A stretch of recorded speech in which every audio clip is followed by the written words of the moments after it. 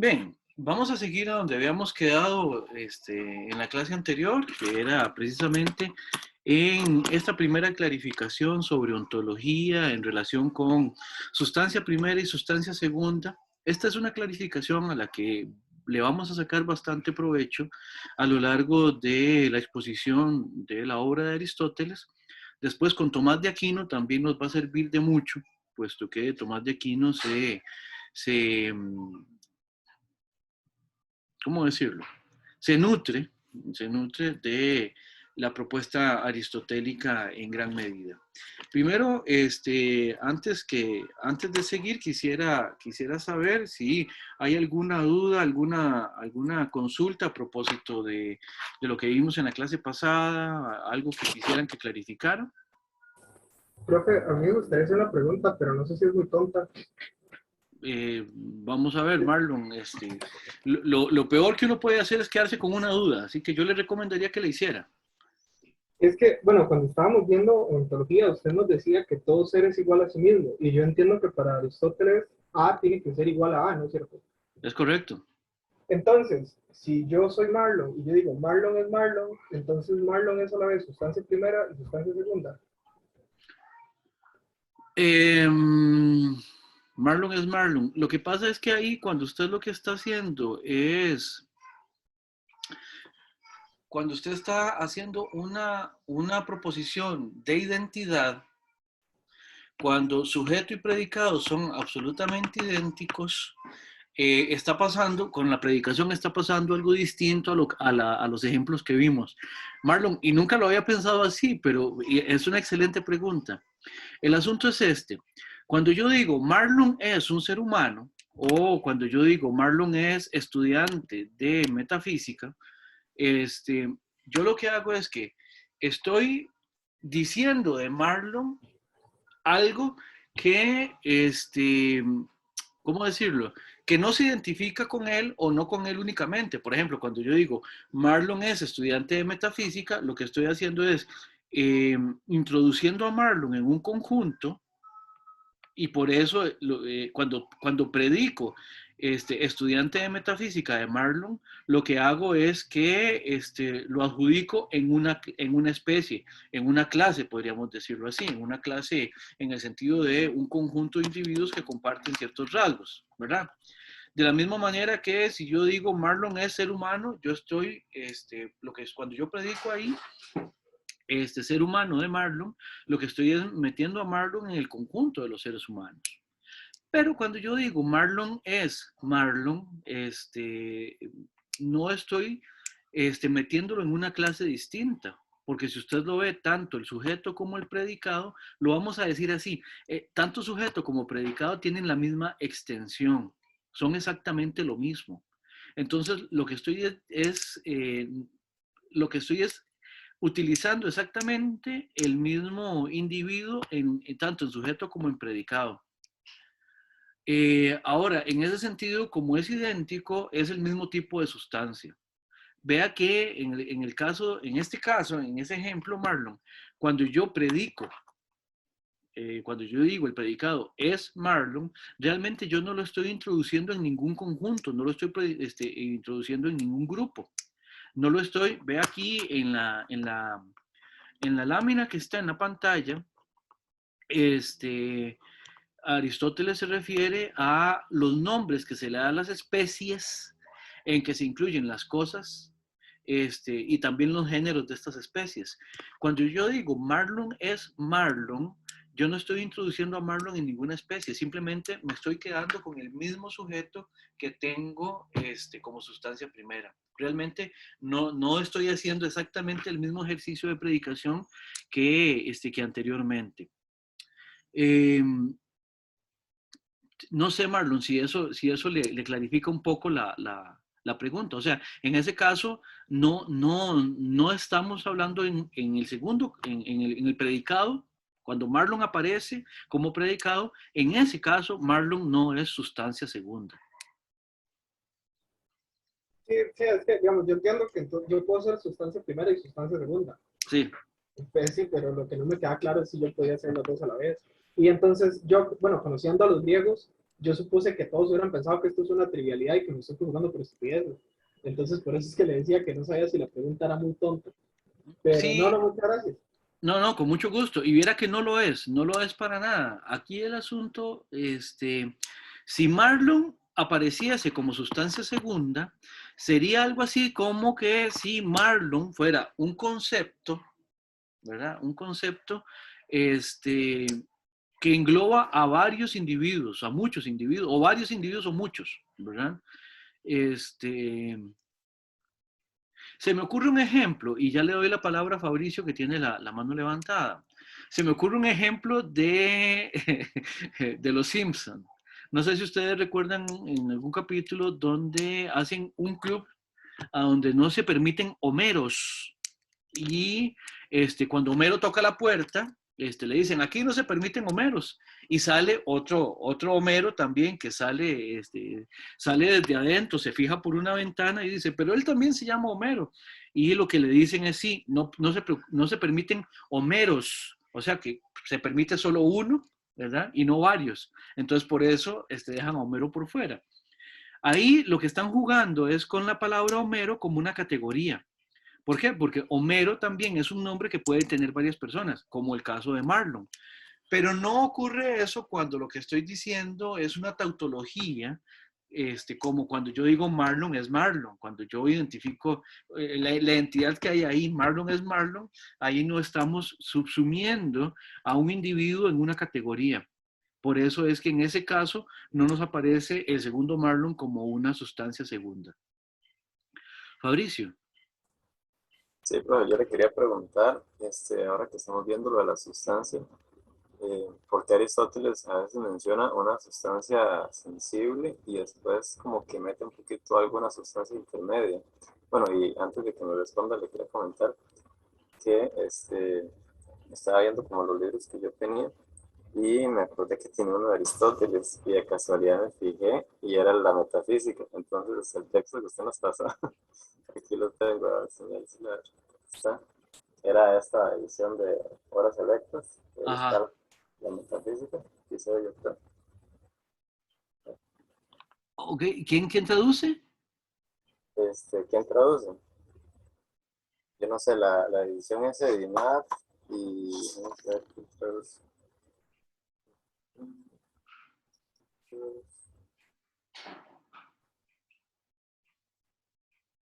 Traducción dice realizado por el equipo de la editorial de Universidad. Ya, ya, ya, ya. Pero sí, entonces nada más era como comentarle ese dato curioso de que encontré el texto en mis libros, ¿verdad? Bueno, pues qué dicha. Qué Y dicha. bueno, la pregunta era como, ¿qué quería decir Platón con Platón, Aristóteles? Es que iba a comentar que también tenía de Platón. Claro.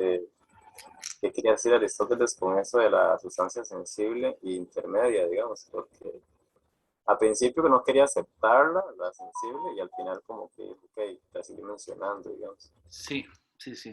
Vamos a ver. Una sustancia sensible hace referencia a que es susceptible de ser captada por medio de los sentidos. Ah, ok.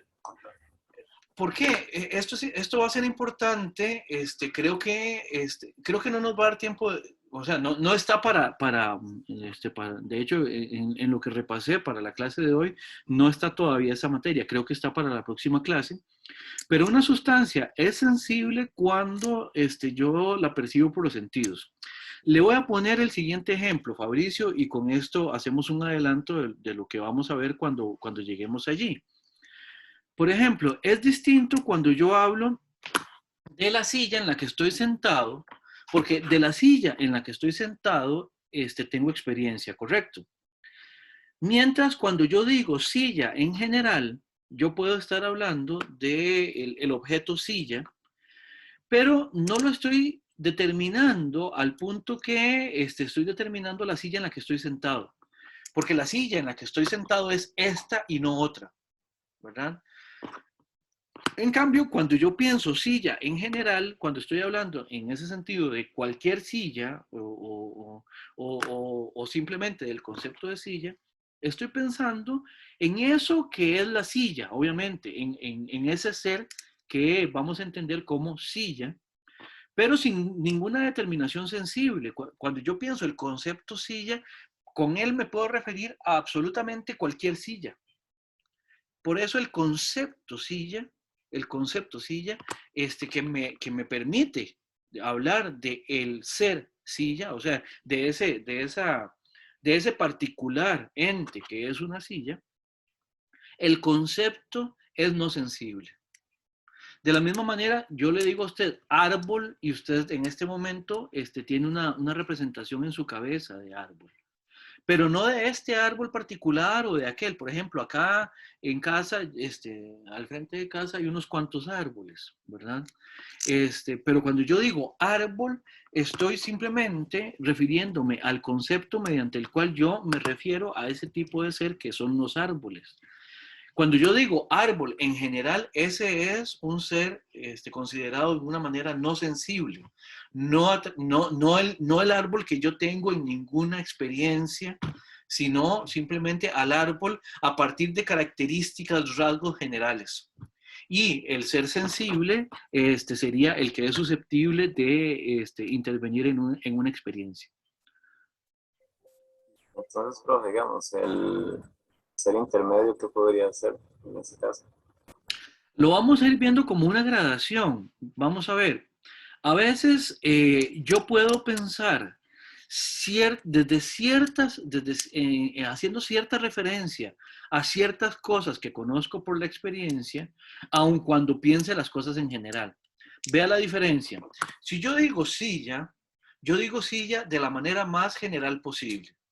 Ahí no me importa absolutamente ninguna determinación, ¿verdad? Es silla y cualquier silla cabe ahí, ¿verdad? O mejor dicho, me puedo referir a cualquier silla con ese concepto silla.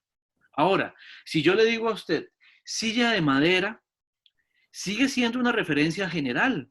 ¿Por qué? Porque me refiero a todas las sillas de madera, a cualquier silla de madera, pero no a las sillas de metal o a las sillas de plástico, por ejemplo, ¿verdad? Sigue siendo general, no es una silla de la experiencia. Por ejemplo, la silla en la que yo estoy sentado ahorita es una silla de pino, ¿verdad? No es una silla de plástico. Entonces, me la determina un poquito, pero cuando yo digo silla de madera, puede ser silla de cedro, silla no sé, de pino, puede ser silla de cristóbal, no sé, pongan ustedes ahí cualquier madera que quieran, ¿verdad? ¿Ves? Es general, pero no tan general como decir silla, porque cuando yo digo silla, simplemente no está interviniendo ahí ningún tipo de material. Cuando digo silla de madera, lo que hice fue que reduje la cantidad de individuos que estoy considerando. Y yo puedo seguir haciendo ese ejercicio. No es lo mismo decir silla de madera que decir silla de pino, por ejemplo, como en la que yo estoy sentado. Entonces, el intermedio es como igual sigue siendo no sensible, pero es un poco delimitado, digamos. Exactamente, exactamente. Es como, ok, no puedo verlo, ni olerlo, ni tocarlo, pero puedo darme una imagen en la cabeza un poquito más cercana, digamos. Tiene podríamos decirlo así, para decirlo con un poco más de precisión, tiene un mayor grado de precisión, de determinación. Interesante, es complicado entender a Aristóteles a veces porque son conceptos que uno se puede imaginarse cualquier cosa, ¿verdad? Yo imaginaba que una sustancia intermedia era algo así como es y no es, digamos, es más o menos, pero no, ya vi que... Sí, en Aristóteles no podríamos decir que es y no es, hay que tener mucho cuidado. Recuerde que Aristóteles, si hay un principio que respeta a Aristóteles, es el principio de no contradicción. Sí, y yo vi que él decía como, repite mucho lo de que no puede haber no ser, digamos. Exactamente. Y a la unidad. O sea, él como que empieza a resumir muchos filósofos anteriores a él y que ya hemos visto. Sí, sí, sí. De hecho, él en la primera parte de la metafísica hace algo así como un recuento. Lo que hoy llamaríamos un estado de la cuestión, más o menos. Él dice, bueno, los antiguos iban bien encaminados, por ejemplo, aquel vio el principio material, el otro vio un principio formal y por ahí, ¿ya? Y todo esto para terminar diciendo que por dicha llegó él al final y puso todo en orden, por decirlo de alguna manera. ¿Ya? Como que dice, qué dicha que vine, ¿verdad? Una cosa así. Bueno, muchas gracias. Con todo gusto, Fabricio, a usted. Tengo... perfecto. No sé si habrá alguna otra pregunta que quieran evacuar. Sí, profe, yo le iba a pedir por favor, podía hacer como antes de empezar la clase otra vez una breve, como un breve resumen sobre la sustancia primera y la sustancia segunda. Una recapitulación. Con mucho gusto, Valentina. Gracias. Mi oferta de recapitulación sería la siguiente. A ver, va a ser importante que tengamos en cuenta de que cuando hablemos de las cosas que son, de esas cosas que están ahí, ¿verdad? Las podemos considerar tanto como una sustancia específica de la que estamos hablando, ¿verdad? O bien, vean que cuando nosotros estamos, especialmente cuando estamos tratando como de definir cosas, generalmente nosotros lo que decimos es que una cosa es, y para clarificar qué es lo que es, decimos otra cosa. Por ejemplo, ¿qué es, no sé, por ejemplo, qué es una cuchara? Vamos a decir es un instrumento y eventualmente podríamos decir, no sé, un instrumento que usamos para comer, por decir algo. Ya habíamos visto en algún momento lo inadecuado que es definir algo por su función, pero por el momento, digamos que este ejemplo me sirve, ¿verdad? O una silla es un mueble, ¿lo ven? Yo digo, para poder definir lo que una cosa es, siempre digo, o lo refiero a un tipo de cosas, ¿verdad? Cuando yo trato de definir algo, lo que hago es que tomo eso que estoy definiendo y lo introduzco en un conjunto a partir de lo cual lo entiendo de mejor manera. Por eso es que yo puedo decir que una silla es un mueble, también puedo decir que una silla es un artefacto, también puedo decir que una silla es una posesión, y tanto posesión como artefacto como mueble son todos conjuntos de cosas, porque hay muchos tipos de artefactos, muchos tipos de posesiones y muchos tipos de muebles. Entonces, lo que tenemos que entender ahora es que para Aristóteles y para darles un poco de seguimiento a Aristóteles va a ser importante entender cuándo nos estamos refiriendo a una cosa directamente y cuando nos estamos refiriendo a esa cosa por medio de este ejercicio que les estoy diciendo, de introducirlo en un conjunto mediante el cual se nos clarifique algo, podamos entender algo de esa cosa a la que nos estamos refiriendo. La cosa a la que nos referimos, el objeto directamente al que nos referimos es la sustancia primera. Y el conjunto mediante el cual decimos algo de esa cosa a la que nos estamos refiriendo sería la sustancia segunda. No sé, Valentina, si mejor o mejor ni le cuento. Ok, ¿podría dar un ejemplo? Bueno, ya le acabo de dar tres. Una silla Por ejemplo, es un mueble. ajá, Entonces, silla es sustancia primera ok, y mueble sería sustancia segunda. perfecto, gracias. Con mucho gusto, Valentina. Y está bueno que pregunten esto. De esto, lo mejor es que nos vayamos sin polvo y paja, o sea, sin dudas, para lo que viene. ¿Habrá alguna duda con esto? Profe, una pregunta. Entonces Adelante. sería como que la sustancia segunda termina siendo como la representación de la cosa, pero no la cosa en sí. Es como, no sé si por ahí se puede hacer como esa diferencia entre cuando nos referimos a la cosa y cuando nos referimos a la representación de la cosa en sí. No, Luis, vea, vamos a ver, hagamos una explicación a propósito de cuál es la diferencia entre la cosa y la representación. La cosa, la cosa, la cosa sería básicamente aquello a lo que nos referimos. O sea, ontológicamente considerada, la cosa es eso que es. Por ejemplo, la silla en la que estoy sentado es una cosa que es. Y como cosa que es, como cosa que existe, es algo concreto, es algo que está ahí, ¿verdad? Y representación de esa cosa, como representación, es algo que existe en en mi cabeza, en mi mente. Las representaciones solamente existen en la mente de quien lo piensa o en la mente de quien las entiende. No hay representaciones afuera de la mente, o sea, uno no se topa con una representación o con un concepto. son cosas abstractas. Yo me puedo topar con cosas concretas, así como, por ejemplo, ahorita estoy sentado y al frente tengo la computadora, tengo un cuaderno, tengo un borrador, un lápiz y un lapicero. Esas cosas son concretas. Ahora, ¿por qué le digo que no es exactamente eso de que la sustancia primera es la cosa y la sustancia segunda es la representación? No, porque es que yo también puedo tener una representación de una sustancia primera. ¿Por qué? Porque yo también tengo en la cabeza una representación de la silla en la que me senté, de la cual dije que es un mueble. La silla, sustancia primera, es un mueble, sustancia segunda. Y tengo en la cabeza la representación tanto de la sustancia primera como de la sustancia segunda. ¿Verdad? Y tanto sustancia primera como sustancia segunda, con ambas me refiero a la silla en la que estoy sentado, de la cual tengo experiencia. Entonces, esa clarificación no daría claridad a propósito de cómo es que distingo la cosa en su concreción de la representación, y una vez que hago esa diferenciación, cómo es que esa representación puede ser o bien sustancia primera o sustancia segunda, dependiendo del caso. No sé, Luis, si quedó mejor o peor. Sí, profe, muchas gracias por hacerme esa aclaración. Con muchísimo gusto. ¿Alguna otra pregunta? Sí, a propósito de eso, en vez de representación, se podría tomar la sustancia segunda como el punto de referencia. Una sustancia segunda es un referente, sí, no tengo ningún problema, yo creo que no habría mayor problema con decir eso.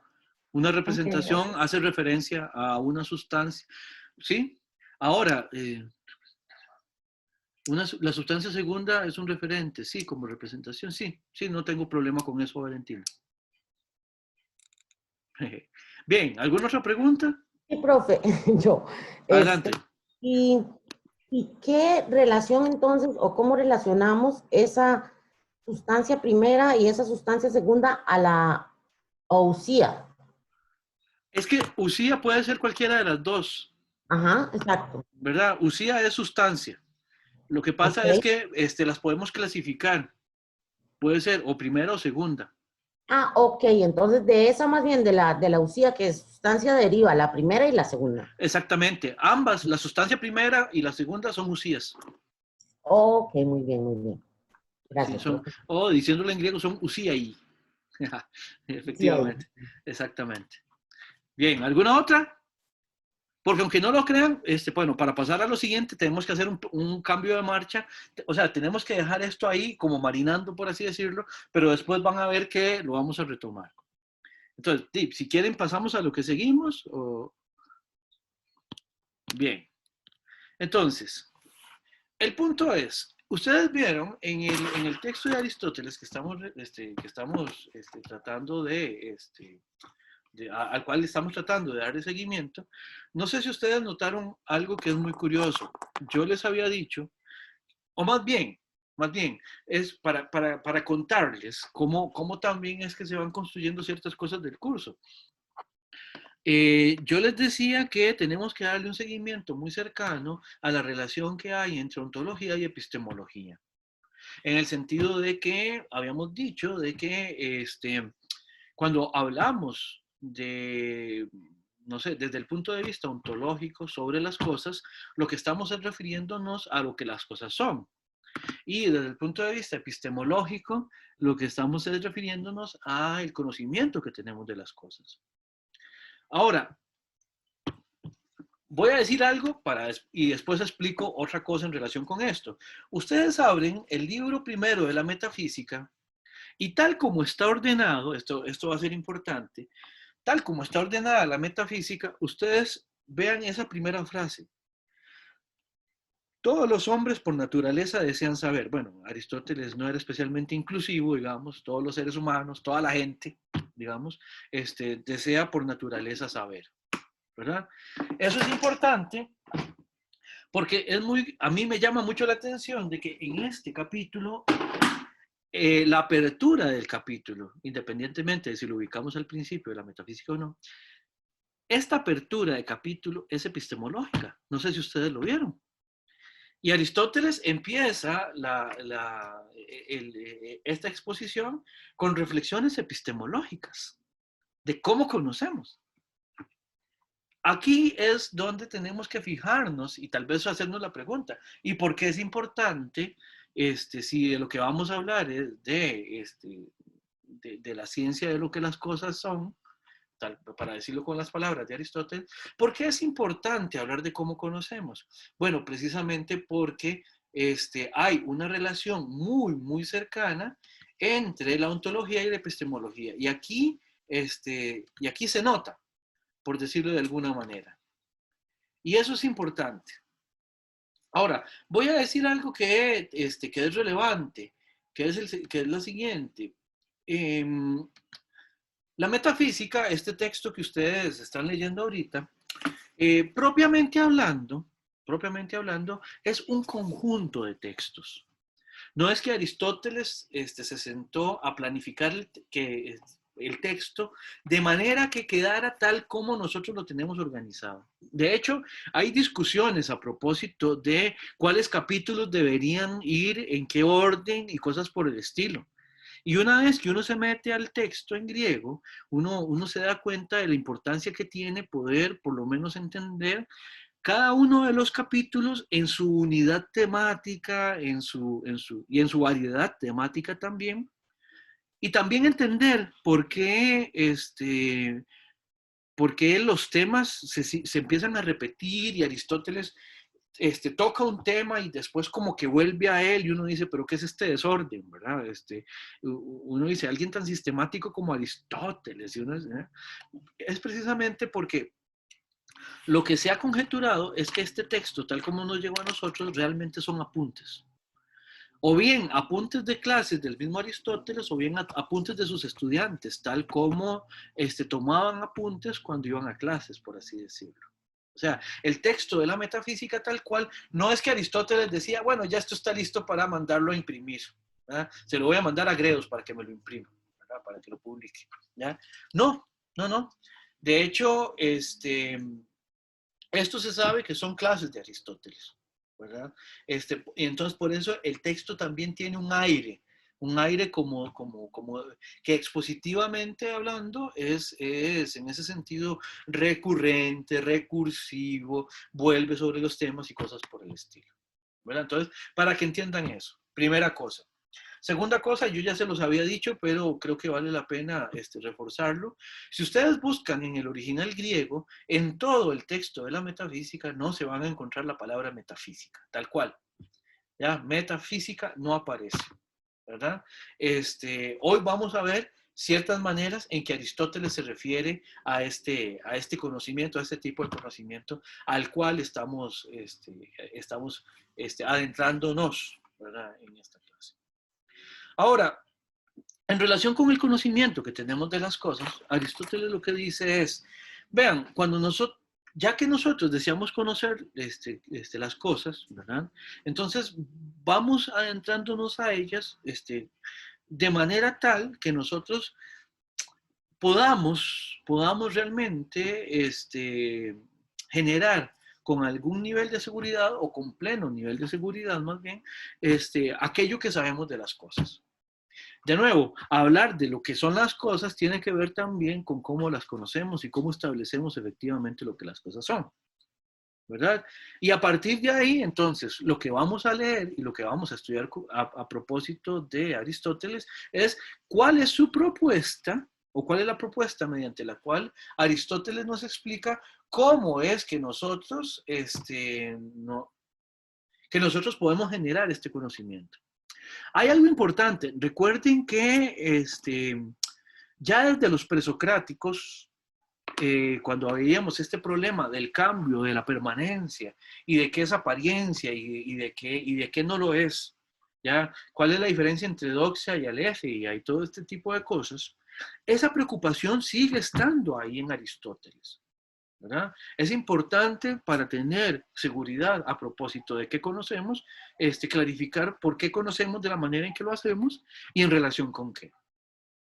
Por eso ustedes verán que Aristóteles, al iniciar por ahí, empieza haciendo una clasificación de nuestros tipos de conocimiento o de ciertos tipos de conocimiento.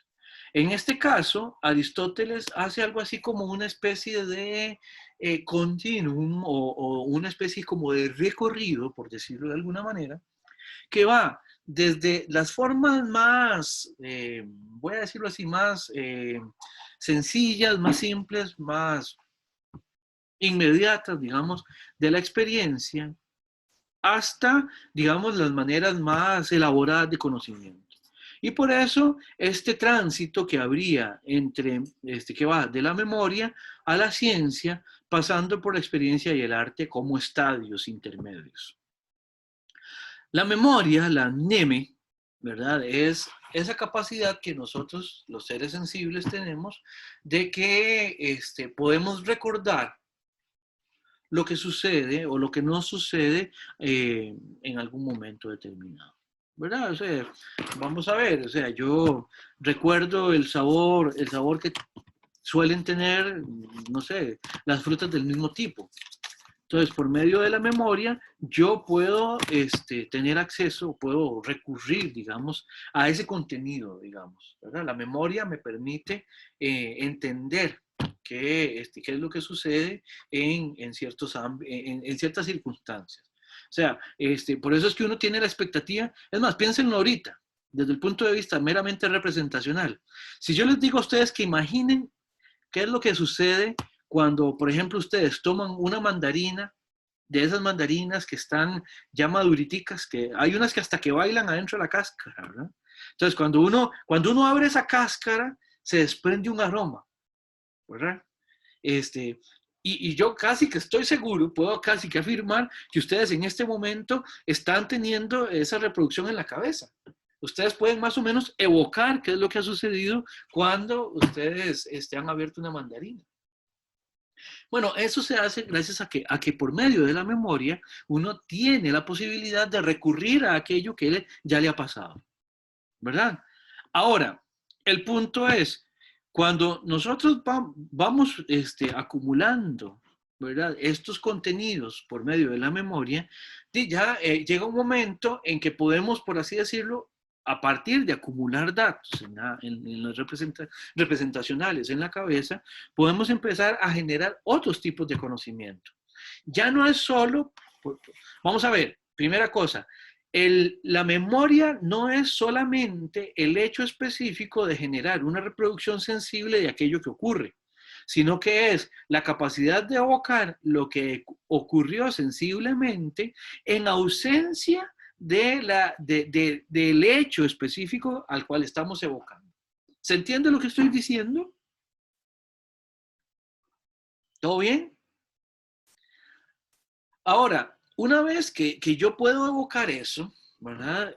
Podemos empezar a hablar de la empiria, que es la experiencia, en el sentido de que por medio del el ir recabando casos individuales, ocurrencias individuales, ya yo puedo empezar a notar ciertas recurrencias.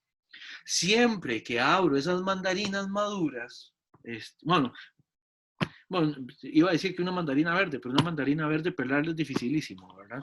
Pero el punto es, cuando uno agarra una mandarina madura y la pela, ese olor, uno sabe, ya uno empieza por experiencia, uno sabe que eso va a ocurrir de esa manera, ¿verdad? Entonces, uno lo que puede decir es que ya uno tiene la experiencia cuando uno sabe que en casos similares sucede lo mismo. Por eso Aristóteles, el ejemplo que da en el texto, si no me equivoco, es a propósito de, pone a Sócrates de ejemplo, de que si a Sócrates, para el caso específico, de que algo le hizo bien a Sócrates en un momento determinado ante un caso específico, sabemos que eso eventualmente podríamos pensar que también le haría bien también a otro. Aquí lo tengo, que sería Calias en el ejemplo de Aristóteles. Eso ya es experiencia, ¿verdad? Ahora, vean que lo que estamos es simplemente avanzando en el tipo de conocimiento que tenemos. Ya no es solo recordar, sino acumular a partir del recuerdo cierta regularidad de ocurrencia en las cosas. Ahora, podemos avanzar un poco más y decir que además de experiencia tenemos arte, que tiene que ver con el conocimiento práctico, y por conocimiento práctico en Aristóteles vamos a entender aquel conocimiento que genera un fruto específico, genera un producto determinado. Un conocimiento práctico sería, por ejemplo, para entenderlo muy fácilmente, por ejemplo, el conocimiento que se genera por medio de un oficio, ¿ya? Por ejemplo, para fabricar la silla en la que estoy sentado, que les he dicho que es una silla de pino, que es una silla de madera, pues se requiere de alguien que la fabrique, que la confeccione. Quien la confecciona, tiene tecné, tiene arte. ¿Por qué? Porque sabe, por medio del conocimiento que tiene, sabe cómo manipular las cosas de manera tal que genera, en este caso, un resultado que es concreto, que es tangible, que es una silla, un producto determinado. ¿Ven cómo vamos encadenando estos tipos de conocimientos? Algo así como un ir subiendo, ¿verdad? Profe, Adelante. ¿cuál es la diferencia entre experiencia y arte?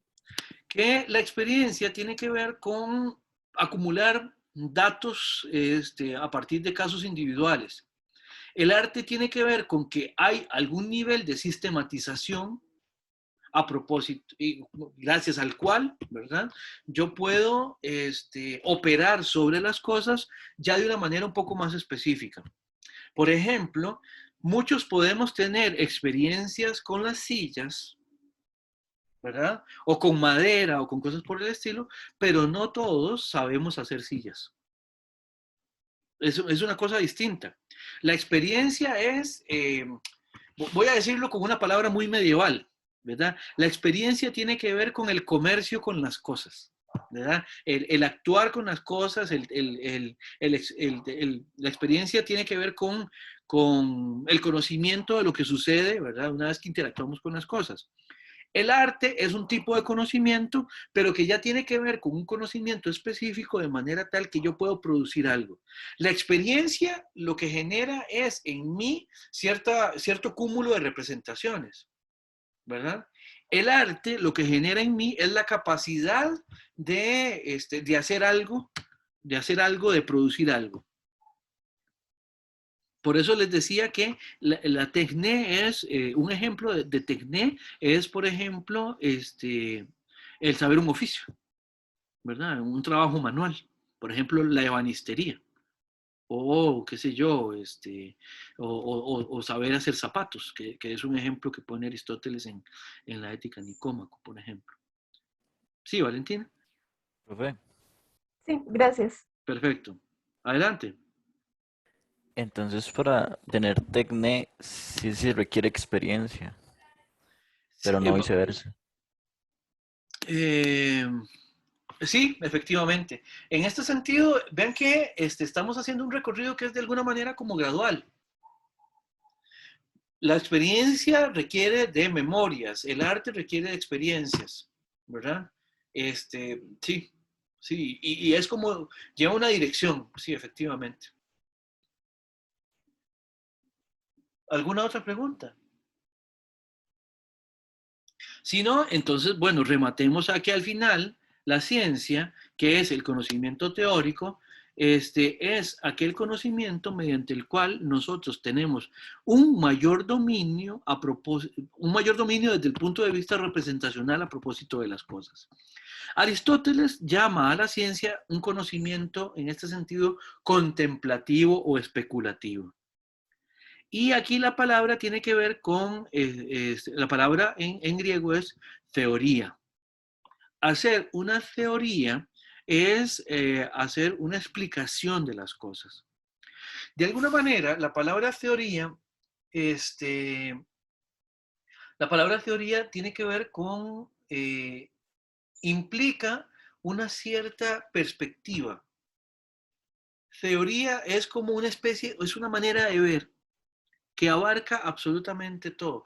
Alguna vez le escuché esta explicación a un profesor y esta explicación me fascinó.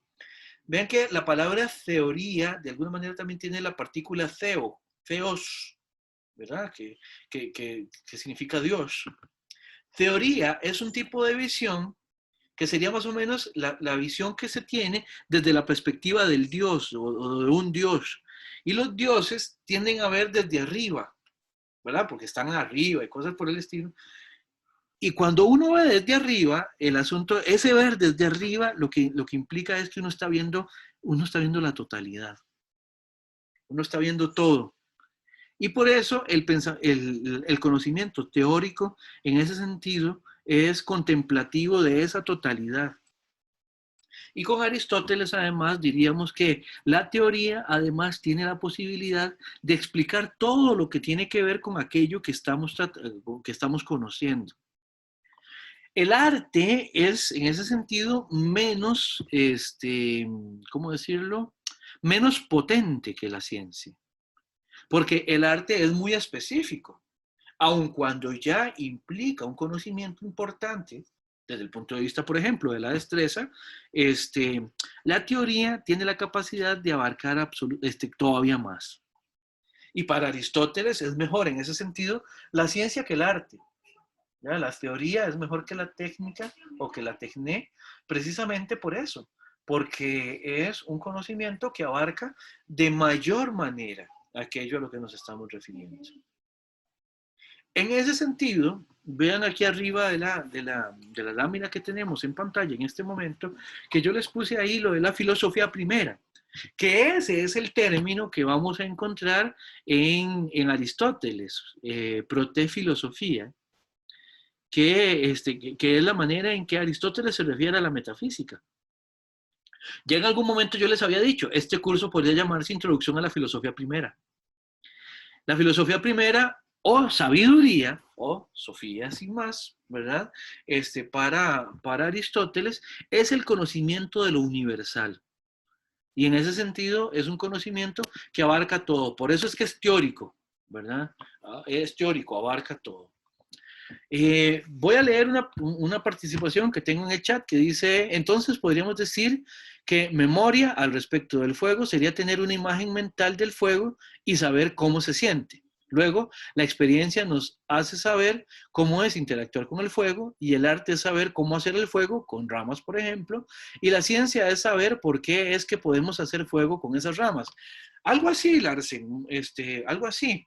Por ejemplo, no es lo mismo, vamos a ver, pasar por vamos a ver, hay un hecho, digamos, uno se topa con el fuego, después uno lo recuerda, ahí está la memoria, ¿verdad? Después, la experiencia lo que nos permitiría es saber específicamente en qué consiste el pasar, digamos, el tener al frente ese hecho, digamos, de estar frente al fuego o interactuar con el fuego. Ya uno pasa por esa experiencia. ¿Por qué? Porque eso lo ha repetido, porque lo ha repetido lo recuerda, y porque lo ha repetido y lo recuerda, pues entonces ya uno sabe en qué consiste esos casos individuales de cuando uno interactuó con el fuego.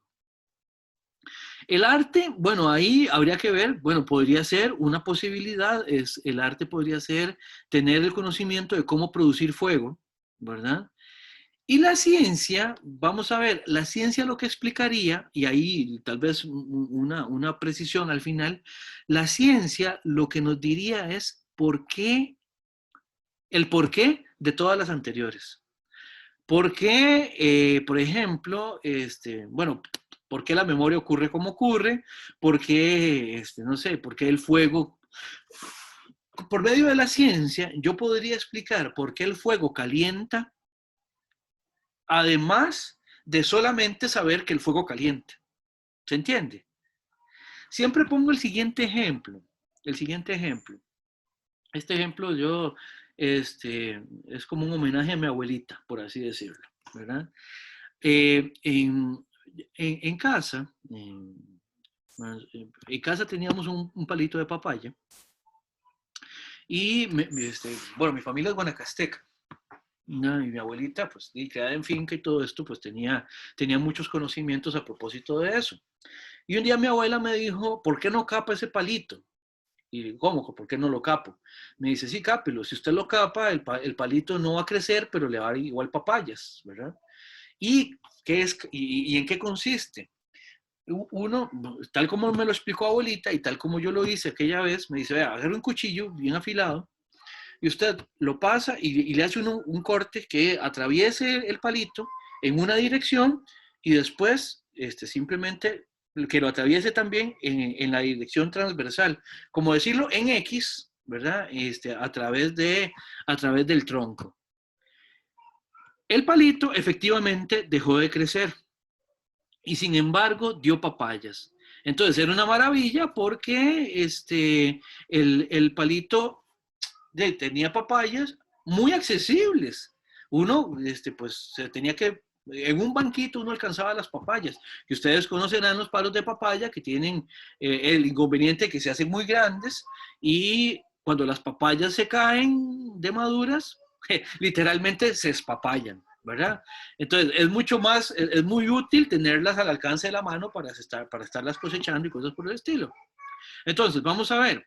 Yo recuerdo haber hecho eso, ¿verdad? Les puedo decir que, por ejemplo, mi abuela tenía experiencia haciendo eso, mi abuela tenía palitos de papaya en la finca donde creció, donde vivió y pues donde ella vivía. La explicación que me dio mi abuela me permitió generar, desde el punto de vista práctico, llevar a cabo, digamos, el procedimiento con todo éxito. El palito dejó de crecer, el palito pues cosechaba y no se secó. Bueno, se secó después, pero después de mucho tiempo. O sea, no fue la causa, o sea, no fui yo, por decirlo de alguna manera. Lo que pasa es que ni mi abuelita ni yo, ni mi abuelita tenía en aquel momento, ni yo en este momento, teníamos el conocimiento teórico que nos permitiera decir por qué diablos pasa eso. Yo nada más sé qué pasó. Y bueno, abuelita me cuenta que eso ella lo hacía en la finca. O sea, ella sí procedió muchas veces, para ella fue una acción repetida. Ese es el único palo del papaya con el que yo he hecho ese procedimiento. A mí me funcionó y bueno, yo ahí lo que hice fue guindarme de la experiencia de mi abuelita, ¿verdad? Entonces, ven, ahí el asunto es que yo sí no llegué a tener el conocimiento teórico porque yo no puedo explicar qué es lo que está pasando ahí. Pero eso yo creo que sí nos permite explicar el encadenamiento de estos tipos de conocimiento que está diciendo Aristóteles. Esto es importante porque Aristóteles lo que está diciendo es, vean, nosotros tenemos ciertos tipos de conocimiento. Y para hablar de lo que vamos a hablar, para hablar de lo que es, para hablar de las cosas que son, y para en ese sentido hacer referencia a la sustancia, tenemos que tener muy claro de cómo es que estamos generando el conocimiento a propósito de aquello a lo que nos vamos a referir. Y para hacer ontología, para hacer filosofía primera, nosotros tenemos que poder hacer teoría. Para Aristóteles, la filosofía primera es la más importante de las ciencias. ¿Por qué? Porque es la más fundamental. Ahorita vamos a ver eso. Es la más fundamental. Bueno, ya lo habíamos visto en algún momento cuando vimos las clases de lecciones preliminares, de nociones preliminares, que decíamos que la metafísica es filosofía primera precisamente por el tipo de preguntas que hace, que son las más fundamentales y desde cierta perspectiva también las más importantes. Bueno, esa parte de las nociones preliminares que vimos en aquel entonces, es tomado precisamente de Aristóteles. O sea, Aristóteles es el que nos sugirió esos contenidos para el curso. Hasta este momento, ¿habrá alguna otra pregunta? ¿Todo va quedando claro? Me gustaría hacer una pregunta, no me molesta mucho. Por favor, no, para nada, más bien lo agradezco. Es que, bueno, me iba a esperar a que, bueno, pues usted nos explicaba el concepto de esencia, pero creo que aquí viene mejor. Para Aristóteles, nosotros podemos conocer nuestra propia esencia, o la esencia de los demás, o alguna esencia. ¿En qué sentido nuestra propia esencia? La esencia, por ejemplo, de Sanchitos como Sanchitos. Sí, o la de Marlon o Marlon. Ok. Marlon, en este caso sí te voy a pedir que esperes un poco a propósito de eso, porque tendríamos que ver de qué hay esencia y de qué no hay. Pero para eso, esto es como el meme que hay en Facebook que dice, pero todavía no estamos preparados para esa discusión. O sea, todavía los contenidos que hemos desarrollado hasta el momento en la metafísica no nos permitiría responder esa pregunta, porque no hemos visto los elementos con los que los podemos responder. Entonces, Marlon, voy a dejar caer un velo ahí, ya, sobre esa pregunta y lo destapamos cuando lleguemos ahí. ¿Te parece? Dale, Teia, profe. Exactamente. Todavía vamos a quedar vamos a quedar con el ethos puesto. Profe, Oye, ¿sabe por qué se lo pregunto? ¿por qué? Porque entiendo que la sabiduría es el conocimiento de las causas primeras en Aristóteles ¿Es correcto? y Dios es la causa primera. Pero a Dios lo conocemos mediante la ciencia. Es decir, bueno, al menos los medievales que tenían tanto respeto a Aristóteles, que de hecho le llaman el filósofo, ni siquiera se ¿Correcto? refiere como Aristóteles, Es correcto. lo conocen mediante lo que Dios no es. Es decir, no podemos conocer la esencia de Dios, pero sabemos lo que no es. Entonces, yo me dije, muy aristotélicos no son porque entran en conflicto directo. Están conociendo mediante la ciencia, no mediante la sabiduría. Entonces, por eso le preguntaba. Me quedó muy raro, muy vapeado, me explico. Muy buena inquietud. Entonces, Marlon, aunque no lo crea, sobre el velo que le puse anteriormente, voy a poner incluso otro, porque eso lo vamos a discutir también con los medievales. Mucha memoria, profe, nada de Entonces, no, lo que pasa es que aquí lo que estoy es dejando un halo de suspenso aquí para ver si esto se pone interesante en algún momento. ¿Está bien? Ya veremos cómo se responde a eso. Son dos muy buenas preguntas, Marlon, pero sí, mejor las respondo cuando lleguemos a esos contenidos, ¿te parece? Muchas gracias. Con mucho gusto. ¿Alguna otra pregunta? Bueno, si no, entonces hagamos una pausa de 10 minutos como es habitual, para que descansemos un poco de las pantallas.